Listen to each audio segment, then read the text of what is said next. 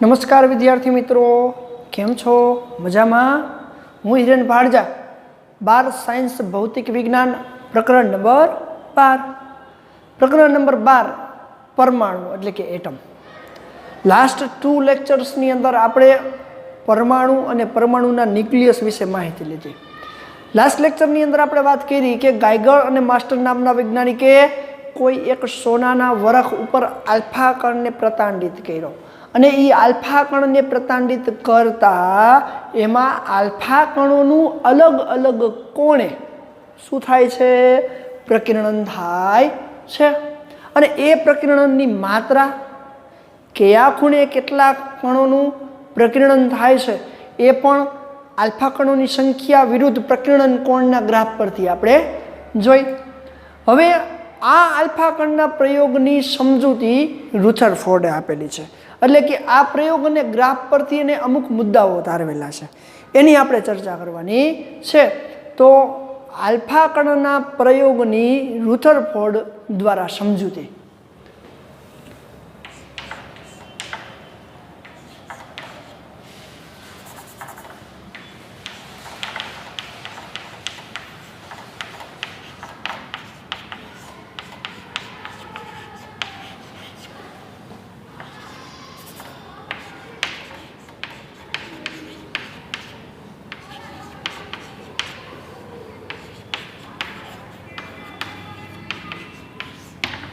प्रश्न तमने आ रीते पूछाई सके कि आल्फा कणनु जे प्रकिरण थाय छे, जे गाइगर अने मास्टर नामना वैज्ञानिके आल्फा कणने सोनाना वरख उपर आपात करता ए आल्फा कणोनी संख्या विरुद्ध प्रकिरण कोणना ग्राफ परथी एने कीधुं के मोटा भागना कणो छे आल्फा कणो ए खूब ज नाना कोणे प्रकिरण थाय छे।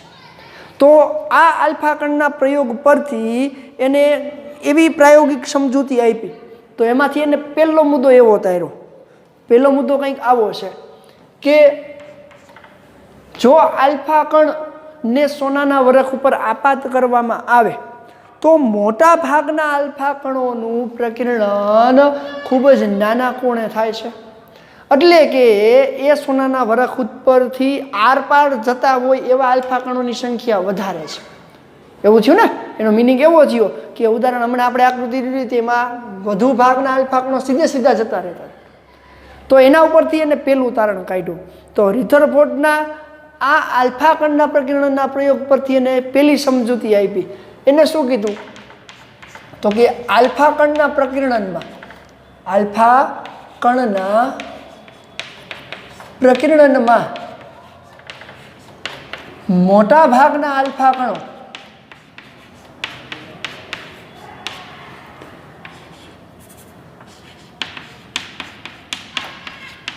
કણોનું પ્રકિરણ, મોટા ભાગના આલ્ફા કણોનું પ્રકિરણ ખૂબ જ નાના કોણે, ખૂબ જ નાના કોણે થાય,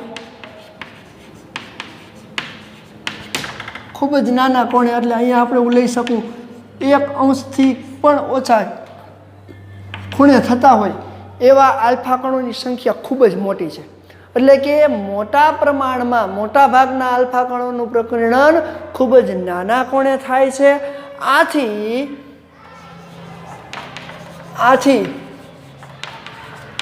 आपेल सोनाना वरखनुं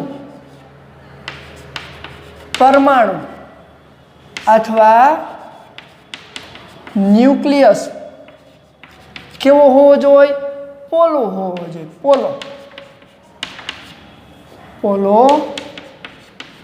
होवो जोईए। पोलो एटले अंदर खाली जग्या होय, कंईक अंदर बे वच्चे कंईक जग्या होय एवो होवो जोईए। तो जग्या नहीं होय तो અથડાઈને પાછું આવશે, જગ્યા નહીં હોય તો અથડાઈ અને પાછું આવશે।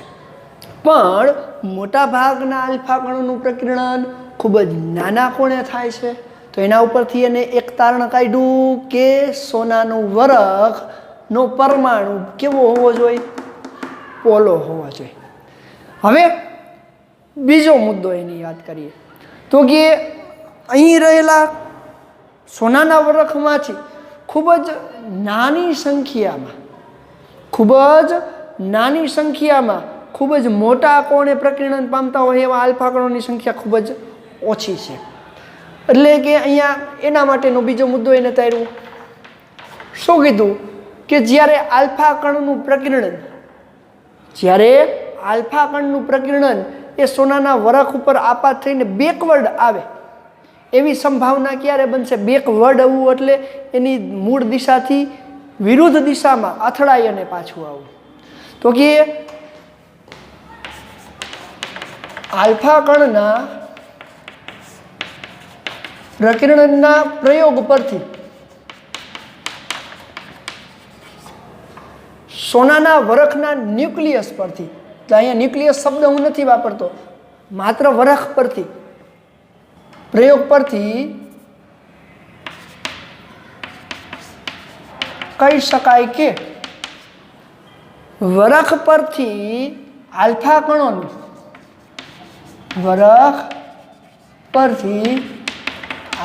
કણોનું નિયર ઇક્વલ ટુ 180 અંશના કોણે, એટલે કે આલ્ફા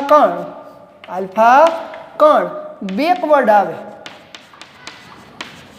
બેકવર્ડ એટલે પાછું આવવું.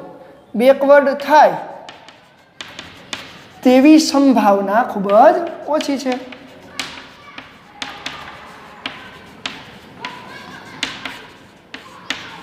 જો આવું થાય તો શું થતું હશે એની વાત કરીએ. એટલે કે જ્યારે આલ્ફા કણ સોનાના વરખ પરથી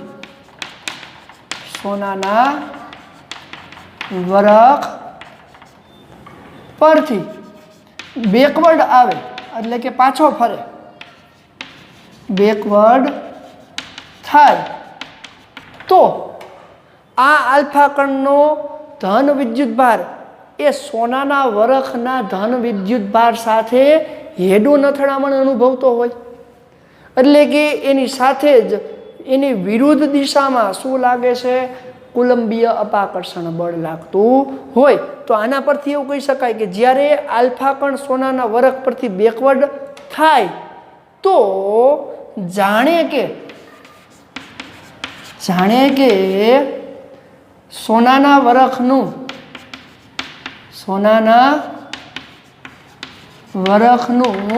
સમગ્ર દળ અને ધન વિદ્યુત ભાર તે બિંદુએ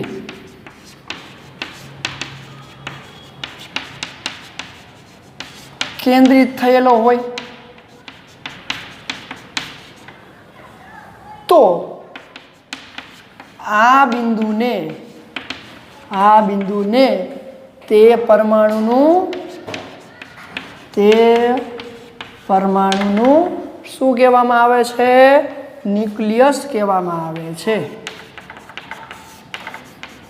અથવા તો ન્યુક્લિયસ કહે છે. એટલે કે આલ્ફા કણ જ્યારે સોનાના વરખ ઉપર આપાત થાય અને એ નિયર ઇક્વલ ટુ 180 અંશના ખૂણે પાછું ફરતું હોય, નિયર ઇક્વલ ટુ 180 અંશના ખૂણે પાછો ફરે તો એનો મિનિંગ એવો થયો કે સોનાના વરખનું સમગ્ર દળ જાણે કે ત્યાં જ કેન્દ્રિત થયેલું છે અને એ પરથી જ આલ્ફા કણનો ધન વિદ્યુત ભાર એના ઉપર આમ જતા એ બેકવર્ડ આવે, એટલે કે પાછો ફરે છે. તો આ સમજૂતી આપણે લેવી હોય તો આપણે કહી શકીએ કે સોનાનો, કારણ કે આલ્ફા કણ શું કામ પાછો આવે? આલ્ફા કણ, તો આ તમને મનમાં એવો પ્રશ્ન થાય કે હાલો આલ્ફા કણ શું કામ બેકવર્ડ આવે છે? સોનાનું વરખ પણ તો પાછળ જવું જોઈએ ને અપાકર્ષણના કારણે. તો એની સમજૂતી માટે આપણે એકદમ સરળ ઉદાહરણ લઈએ. તો અહીંયા સોનાનું વરખ છે, ઓકે, અહીં સોનાના વરખ અથવા તો સોનાનો પરમાણુ ક્રમાંક કેટલો છે? Z બરાબર 79 અને આલ્ફા કણનો પરમાણુ ક્રમાંક 2 એટલે કે હિલિયમ છે. રેડી? તો કે સોનાનો પરમાણુ ક્રમાંક 79 છે. આથી તેનું પરમાણ્વીય દળ એ આલ્ફા કણતા લગભગ એ આલ્ફા કણ કરતા લગભગ 50 ગણું વધારે છે. કેટલું? 50 ગણું છે. હવે જ્યારે આલ્ફા કણ એની સાથે અથડાશે તો આલ્ફા કણ એને બેકવર્ડ એટલે કે પાછળની તરફ ધકેલવાનો પ્રયત્ન કરશે, પણ સોનાના વરખનું દળ એના કરતાં 50 ગણું વધારે છે પરમાણુ દળ, એટલા માટે એ પોતે પાછો ફેંકાય છે. એટલે કે બંને વચ્ચે કુલંબીય અપાકર્ષણ બળ લાગે છે. તો આપને ખબર છે કે આલ્ફા કણ ઉપર 2 ઇલેક્ટ્રોન છે, રેડી, અને આમાં 79 જેટલા, એટલે કે એનું પરમાણુ દળ એ પ્રમાણે મળે. તો આથી કહી શકાય, આથી તે બંને વચ્ચે લાગતું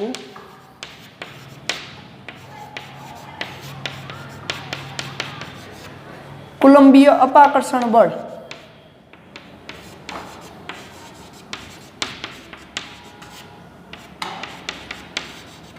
કેટલું થાય? તો કે Fe is equal to 1/4πε0. હવે આપને ખબર છે, પહેલા ચેપ્ટરમાં ભણી ગયા કે Q1 Q2 upon r² અથવા 1/4πε0 Q1 Q2 upon r². અહીંયા Q1 એટલે સોનાના વરખ પરનો વિદ્યુતભાર, જેને હું ZE વડે દર્શાવું, અને આલ્ફા કણનો વિદ્યુતભાર એટલે એને હું અત્યારે E વડે અથવા 2E વડે દર્શાવું, અપોન બંને વચ્ચેનું અંતર એટલે r². તો આના દ્વારા, આ સૂત્રની મદદથી આલ્ફા કણ અને સોનાના વરખના ન્યુક્લિયસ વચ્ચે લાગતું કુલંબીય અપાકર્ષણ બળ તમે શોધી શકો છો. તો આલ્ફા કણના આ પ્રકીર્ણન પરથી રુથરફોર્ડે આ 2 મુદ્દાઓ અને તેમની વચ્ચે લાગતા આ કુલંબીય અપાકર્ષણ બળની માહિતી આપી. તો આના પરથી એને શું કીધું કે આલ્ફા કણ ખૂબ જ વધારે, આલ્ફા કણ ખૂબ જ ઓછા કોણે, મોટા ભાગના આલ્ફા કણ ખૂબ જ ઓછા કોણે પ્રકીર્ણન થતા હોય તો આપેલ આ પરમાણુ પોલો હોવો જોઈએ, તો જ એમાંથી આરપાર પસાર થઈ જતા હોય. બીજું, એમાંથી એને એવું કીધું કે જો હેડોન અથડામણ અનુભવે એટલે કે બેકવર્ડ આલ્ફા કણ આવતા હોય એવું શક્ય થાય, એવી સંભાવના થાય, પણ થાય તો ખૂબ જ ઓછી હોય. અને એ ભણી ગયા 8000 આલ્ફા કણ પૈકી કોઈ એક જ આલ્ફા કણ છે એ ન્યુક્લિયસની ખૂબ જ નજીકથી નીકળતો હોય, અને ત્યારે એનું 180 નિયર ઇક્વલ ટુ 180° ખૂણે શું થાય? પ્રકીર્ણન થાય. જો એવું થતું હોય તો સોનાના વરખનું સમગ્ર દળ કે ધન વિદ્યુતભાર એક જગ્યાએ કેન્દ્રિત થાય, અને એ કેન્દ્રને શું નામ આપી દીધું? ન્યુક્લિયસ. અને આ ન્યુક્લિયસ સાથેની જ આપણે વાત કરી છે. તો આ પરમાણુનું ન્યુક્લિયસ કહેવાય, અને ન્યુક્લિયસ સાથે આલ્ફા કણ સામ સામે આવીને હેડોન અથડામણ કરતા જાય ત્યાં એ ન્યુક્લિયસ આલ્ફા કણને બેકવર્ડ ધકેલે, એટલે કે એના પર કુલંબીય અપાકર્ષણ બળ લગાડે. આ કુલંબીય અપાકર્ષણ બળના કારણે એ ત્યાંથી 180° ખૂણે પાછું આવે છે. તો આના પરથી એવું કીધું, એનો બીજો મુદ્દો એવો હતો કે પરમાણુનું સમગ્ર દળ એના કેન્દ્રમાં કેન્દ્રિત થયેલું હોય, અને ધન વિદ્યુત ભાર પણ ત્યાં જ કેન્દ્રિત થયેલો હોય, અને ઋણ વિદ્યુત ભાર એની આજુબાજુના વિસ્તારમાં ચોક્કસ કક્ષામાં ભ્રમણ કરે છે. આ જ રુથરફોર્ડનું પરમાણુ મોડલ હતું. અને આ જ પરમાણુ મોડલ ઉપરથી, આ બંને મુદ્દા ઉપરથી બંને વચ્ચે લાગતું કુલંબીય અપાકર્ષણ બળ, સોનાના વરખ પર થતા આલ્ફા પ્રકીર્ણન, આલ્ફા કણના પ્રતાંડન પરથી એને તારણ કાઢેલું છે. હવે આપણે વાત કરવી છે કે આ જે સોનાના વરખ પર આલ્ફા પ્રકીર્ણનનો પ્રયોગ કર્યો, આ આલ્ફા પ્રકીર્ણનના પ્રયોગમાં કયા કયા ખૂણે ને કેવા ખૂણા માટે આલ્ફા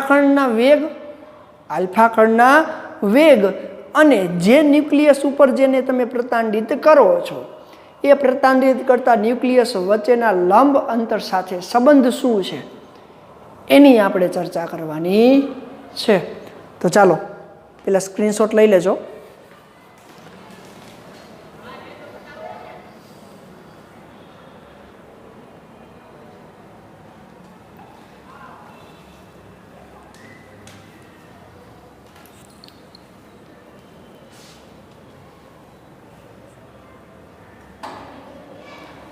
ચાલો હવે આ જે આલ્ફા કણનું પ્રકીર્ણન છે એના પર આધારિત જ આપણે ચર્ચા કરવી છે, પણ એક નવી રાશિનો આપણે ઉપયોગ કરવો છે.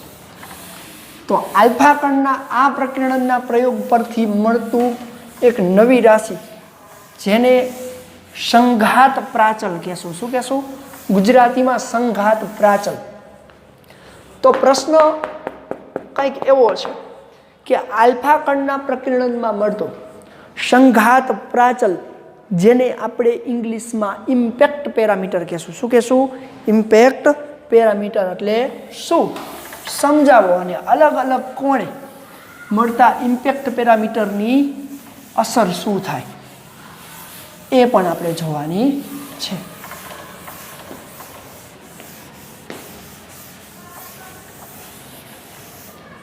ચાલો, ઇમ્પેક્ટ પેરામીટર એટલે શું? ઇમ્પેક્ટ પેરામીટર એટલે શું?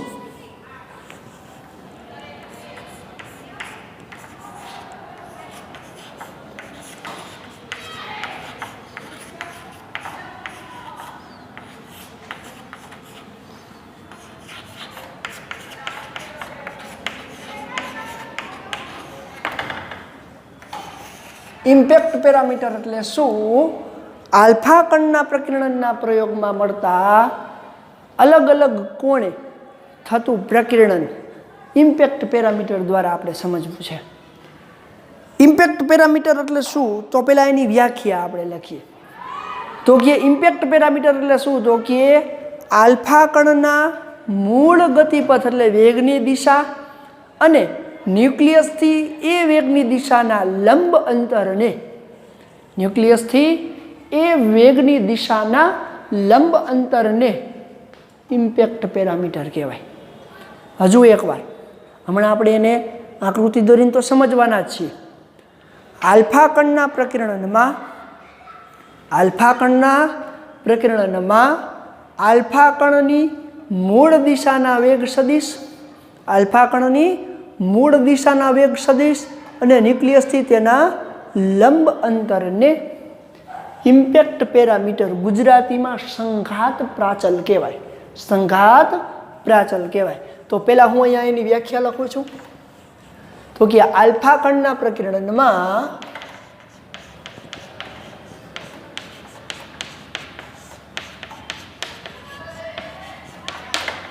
આલ્ફા કણની મૂળ દિશાનો વેગ સદિશ, મૂળ દિશા એટલા માટે શબ્દ વાપરું છું, પછી એનું પ્રકીર્ણન થાય છે અને એ દિશાને આપણે ધ્યાનમાં લેવાની નથી. તો આલ્ફા કણના પ્રકીર્ણનમાં આલ્ફા કણના મૂળ દિશાના વેગ સદિશ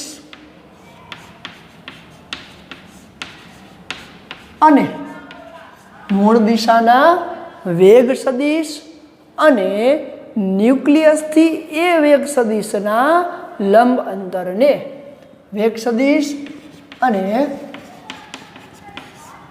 ન્યુક્લિયસથી તેના લંબ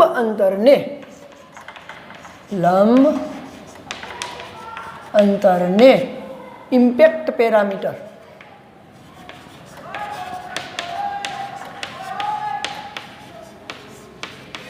ગુજરાતીમાં અહીંયા લખું છું કૌંસમાં સંઘાત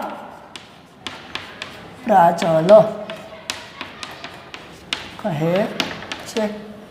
તો ચાલો, સંઘાત પ્રાચલના અલગ અલગ કોણે થતા ઇમ્પેક્ટ પેરામીટરની અસર આપણે જોવી છે. એટલે કે ઇમ્પેક્ટ પેરામીટર દ્વારા આલ્ફા કણનું પ્રકીર્ણન કેવી રીતે થઈ શકે. તો પહેલાં હું વાત કરું છું કે અહીંયા કોઈ એક ન્યુક્લિયસ લીધો છે.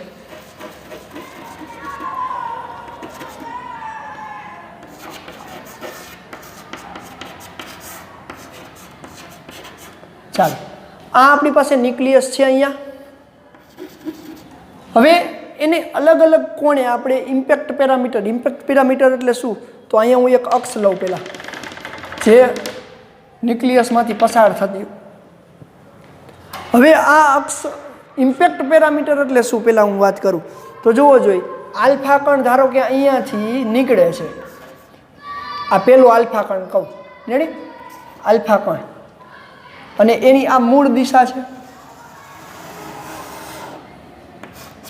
તો આ એની મૂળ દિશા એટલે કે એના વેગની દિશા થઈ.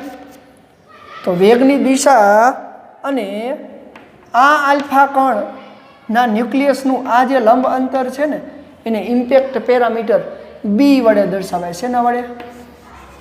બી વડે દર્શાવાય. તો આ ઇમ્પેક્ટ પેરામીટર બી દ્વારા ન્યુક્લિયસના કારણે આલ્ફા કણનું પ્રકીર્ણન આપણે સમજવું છે. તો તમે જોઈ શકો છો કે અહીંયા મેં આલ્ફા કણને બી જેટલા ઇમ્પેક્ટ પેરામીટર દ્વારા અહીંયા પ્રકીર્ણન કરવાનો પ્રયત્ન કર્યો, આલ્ફા પ્રતાંડિત કર્યો, તો એ આ દિશામાં પ્રકીર્ણન પામે છે. આના કારણે આની ન્યુક્લિયસની અપાકર્ષણ કુલંબીય અપાકર્ષણ બળની અસરના કારણે એ આ દિશામાં પ્રકીર્ણિત થાય છે. તો આ જે ખૂણો છે ને એને ઇમ્પેક્ટ પેરામીટર કોણ કહેવાય? સંઘાત પ્રાચલનો ખૂણો. તો તમે જોઈ શકો હવે ઇમ્પેક્ટ પેરામીટરને હું વધારું એટલે કે બી વધશે, લંબ અંતર વધશે. તો લંબ અંતર વધારતા એકાદો ખૂણો હું લઉં. ધારો કે આલ્ફા કણ અહીંયાથી પ્રકીર્ણિત કરવામાં આવે, આ પ્રથમ કિરણ, આ એક, આ બીજું કિરણ હું અહીંયાથી લઉં. તો ઇમ્પેક્ટ પેરામીટર વધી ગયું, અંતર લંબ અંતર બી વધી ગયું. લંબ અંતર બી વધશે તો ખૂબ જ ઓછા ખૂણે પ્રકીર્ણિત થશે. આ થીટા 1, આ થીટા 2. હવે એના કરતાં મોટા આલ્ફા એટલે કે ઇમ્પેક્ટ પેરામીટરે હું અહીંયા આપાત કરું તો આ કિરણ હવે સીધું જતું રહેશે. એટલે કે ઇમ્પેક્ટ પેરામીટરનો આ જે એંગલ છે એ હવે તમે જોઈ શકો છો કે આ જે એંગલ હતો એ આટલો હતો, આ એંગલ હતો એ આટલો હતો. એટલે કે થીટા 1 થીટા 2 તો આ 90 માઇનસ થીટા 2 એટલે કે 180 માઇનસ થીટા 2 થાય, આ 180 માઇનસ થીટા 1 થાય. તો એના પરથી આપણે કહી શકીએ. હવે જોવો જોઈએ આ લંબ અંતર જેમ ઘટશે, હવે હું લંબ અંતર ઘટાડું છું, આલ્ફા કણ વચ્ચેનું લંબ અંતર ઘટાડું એટલે કે આલ્ફા કણ અહીંયા આવે ત્યારે અહીંયાથી વધુ પ્રકીર્ણન થશે. ખૂબ જ મોટા કોણે પ્રકીર્ણન થાય. તો જોવો જોઈએ ઇમ્પેક્ટ પેરામીટર ખૂબ જ મોટો હોય ત્યારે ખૂણો શૂન્ય થઈ જાય, થીટા બરાબર 0° થઈ જાય છે. પણ જ્યારે આલ્ફા કણ એ ન્યુક્લિયસથી નજીક આવતો જાય એમ એના પર લાગતું કુલંબીય અપાકર્ષણ બળ વધે. એના કારણે એ આલ્ફા કણ એ ન્યુક્લિયસની ખૂબ જ નજીક જવાનો પ્રયત્ન કરે છે, ખૂબ જ નજીક જવાનો પ્રયત્ન કરે છે અને શું થાય છે? વધુ પ્રકીર્ણન પામે છે. એક સમય એવો આવશે કે ઇમ્પેક્ટ પેરામીટર બી શૂન્ય થઈ જાય એટલે આલ્ફા કણ હવે અહીંયા જ આવી ગયો, આલ્ફા કણ હવે અહીંયા જ આવી ગયો. થીટા 3 કીધું, અહીંયા થીટા બરાબર 0 કહી દીધું. તો હવે theta is equal to 180 degree એ તમે એને લઈ જાઓ. તો ઇમ્પેક્ટ પેરામીટર જુઓ જોઈએ અહીંયા ભટકાશે એટલે કે હેડો નથણામણ કરશે અને પાછો ફરે છે આ દિશામાં. તો જુઓ જોઈએ જતો તો આમ ન્યુક્લિયસ સાથે હેડો નથડામણ અનુભવ્યો તો થીટા બરાબર 180 ડિગ્રીએ એ ત્યાંથી પાછો ફરે છે. તો એનો મિનિંગ એવો થયો કે ઇમ્પેક્ટ પેરામીટર જેમ મોટો એમ પ્રકીર્ણન કોણ નાનો, પ્રકીર્ણન કોણ નાનો. ઇમ્પેક્ટ પેરામીટર જેમ નાનો એમ પ્રકીર્ણન કોણ મોટો. તો અહીંયા આપણે 4 વાક્ય લખવા છે. પહેલું વાક્ય હું લખીશ કે ન્યુક્લિયસથી આલ્ફા કણના વેગ સદિશ નું લંબ અંતર મોટું. એટલે હવે એ શબ્દ વાપરવાની જગ્યાએ સીધું શું વાપરી શકું? Impact parameter. પહેલું અહીં આલ્ફા કણ અને ન્યુક્લિયસ વચ્ચેનું લંબ અંતર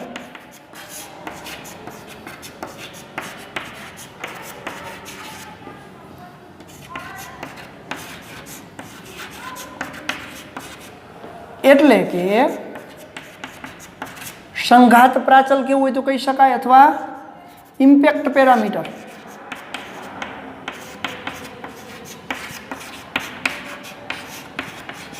મોટો તેમ પ્રકિરણ કોણ ખૂબ જ નાનો હોય. પ્રકિરણ કોણ થીટા ખૂબ જ નાનો. તો તમે જોઈ શકો છો બી વધતો જાય એમ ખૂણો ઘટતો જાય છે. પેલા આટલો હતો, પેલા આટલો હતો, પછી આટલો છે, પછી આટલો, પછી 0. એટલે કે પૂરતા ઇમ્પેક્ટ કોણ માટે, એટલે કે ન્યુક્લિયસથી ખૂબ જ દૂર જાવ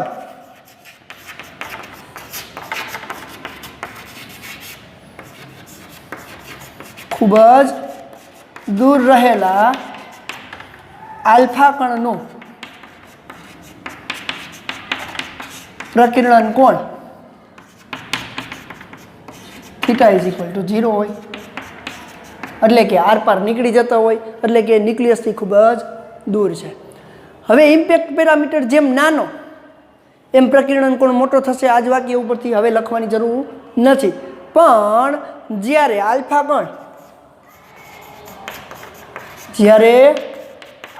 કણ ન્યુક્લિયસ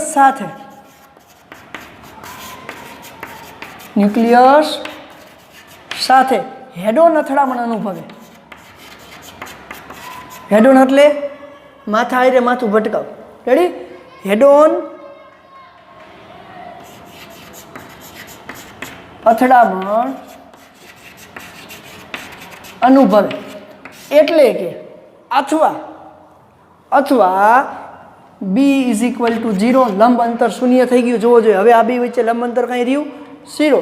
એટલે કે impact parameter b is equal to 0 થાય ત્યારે આલ્ફા કણનું પ્રકિરણ ખૂણો થીટા બરાબર 180 થાય છે. તો આ બધી બાબતો પરથી રુથરફોર્ડે એ પરમાણુ અને ન્યુક્લિયસનું, એટલે કે આલ્ફા કણના આ પ્રયોગ પરથી રુથરફોર્ડે પરમાણુ અને ન્યુક્લિયસનું પરિમાણ નક્કી કર્યું. તો આ બધી અવલોકનની ચર્ચા પરથી એને નક્કી કર્યું કે પરમાણુનું પરિમાણ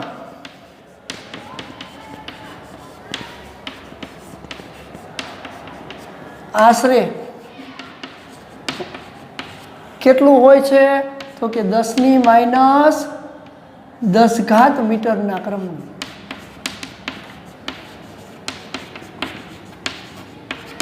અને પરમાણુની અંદર જાણે કે સમગ્ર દળ કે ધન વિદ્યુતભાર કેન્દ્રિત થયેલો છે. એને આપણે ન્યુક્લિયસ કીધું. અને આ પ્રયોગ પરથી એને કીધું કે ન્યુક્લિયસનું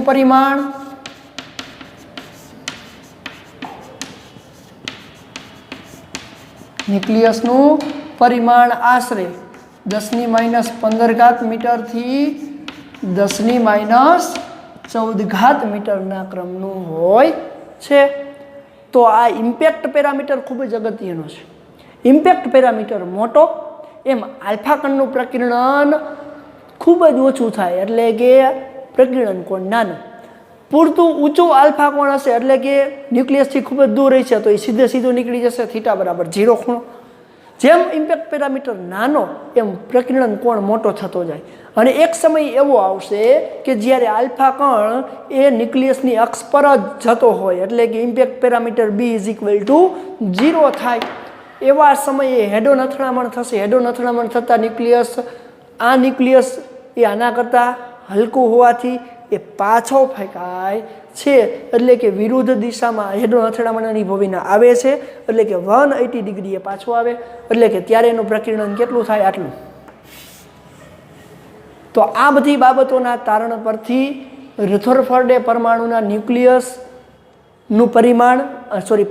પરિમાણ અને ન્યુક્લિયસનું પરિમાણ નક્કી કર્યું. પરમાણુનું પરિમાણ આશરે 10⁻10 મીટરના ક્રમનું છે. ન્યુક્લિયસનું પરિમાણ 10⁻15 મીટરથી 10⁻14 મીટરના ક્રમનું. આ બંને પરથી કહી શકાય કે ન્યુક્લિયસ એ પરમાણુ કરતાં 10⁴ થી 10⁵ ગણો નાનો છે, અથવા પરમાણુ એ ન્યુક્લિયસ કરતાં 10⁴ થી 10⁵ ગણો મોટું છે. તો આ છે આલ્ફા કણના પ્રકિરણ પરથી રુથરફોર્ડે આપેલી સમજૂતી અને ઇમ્પેક્ટ પેરામીટર બી વિશેની સમજૂતી।